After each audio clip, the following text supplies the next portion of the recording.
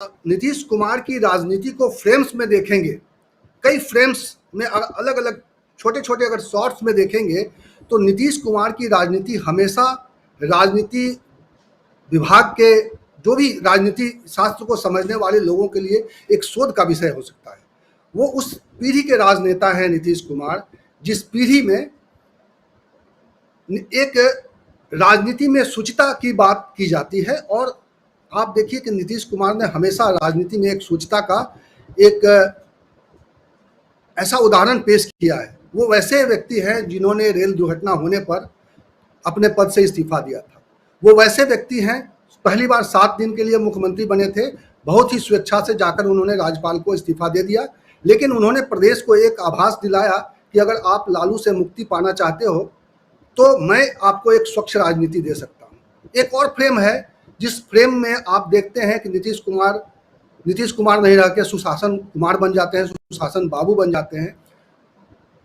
तो और अभी आप चर्चा कर रहे थे कि नीतीश कुमार ने अपने पिछले चुनाव प्रचार में आखिरी दिन जब कहा कि वो उनकी पारी आखिरी है, ऐसा नहीं कहा था। मैं बताता हूं आपको, इस चैनल पर भी कई बार आपको बता चुका हूं कि मैं दिन भर बैठ के बेरोजगार आदमी हूं। मैं नेताओं के भाषण बहुत सुनता हूं और मैं नेताओं के भाषण को समझ के ही राजनीति करता रहा हूं। जब आप अच्छे से सुनेंगे, नीतीश कुमार ने उस सभा में ये कहा था, अभी भी वो रील मेरे दिमाग में घूमने लगा। उन्होंने कहा था ये आखिरी सभा है, आखिरी बात मैं कह रहा हूं। तो वो ये नहीं कहा था उन्होंने, वो मोदी नहीं है।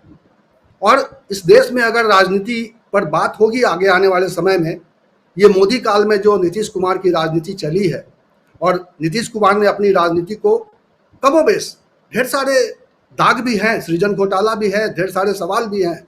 नीतीश पर ऐसा नहीं है कि नीतीश पर सवाल नहीं है, लेकिन अभी भी एक शुचिता की राजनीति का एक नज़ीर पेश किया है इस व्यक्ति ने। और आप इसकी वजह से नहीं, ये इत्तेफाक नहीं है और ये कोई राजनीतिक साजिश नहीं है कि पिछले 15 साल से प्रासंगिक बना हुआ है नीतीश कुमार बिहार में। और नीतीश कुमार के बगैर अभी भी हम लोग चर्चा कर रहे हैं तो ये चर्चा हो रही है कि सरकार जाएगी लेकिन नीतीश ही मुख्यमंत्री होंगे, या क्या नीतीश कुमार को प्रधानमंत्री का दावेदार बता के उनको सत्ता से बाहर किया जा सकता है। मुझे नहीं लगता है कि अभी ये होने वाला है। ये तो हो सकता है कि नीतीश कुमार पलटू राम की तरह पासा पलट दें, वो पलटते रहे हैं, लेकिन उसके पीछे एक तर्क रहा है।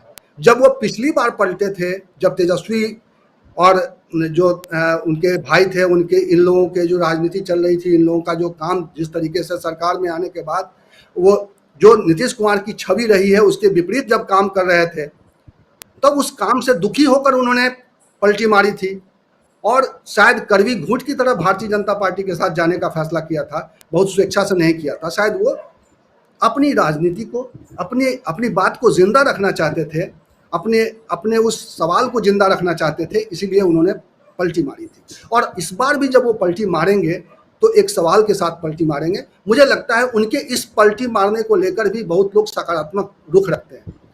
राजनीति में पलटी मारना गलत बात होती है। राजनीति में इस तरह से बीच में सरकार कोई चुन के आए और बदल जाए, अभी ताली हम बजा सकते हैं। जैसे महाराष्ट्र में सरकार बदली तो बहुत सारे लोग ताली बजा रहे थे, बहुत सारे लोग गम मना रहे थे कि नहीं ये लोकतंत्र का साथ ठीक नहीं है।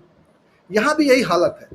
भाई चुन के तो भारतीय जनता पार्टी के साथ आए हैं, जो भी कॉम्बिनेशन बना, लेकिन अगर ये सत्ता पलटती है, अगर आरजेडी और कांग्रेस के सहयोग से नीतीश की सरकार बनती है, तो यहाँ भी यही होने वाला है। कुछ लोग ताली बजाएंगे, कुछ लोग दुख मनाएंगे, लेकिन राजनीति में इसको रेखांकित किया जाएगा कि किसने क्या पक्ष लिया, किसने किस वजह से पाला बदला।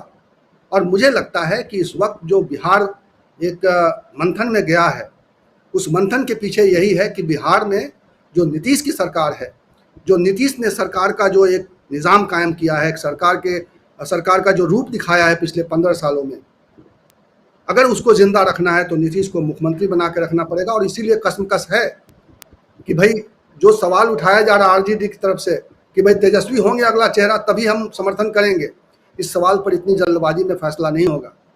नीतीश भले ही ये स्वीकार कर ले, कांग्रेस या विपक्ष के लोग, अभी मुझे लगता है दूर की कौड़ी है कि अभी अचानक प्रधानमंत्री का चेहरा नीतीश कुमार बन जाएंगे।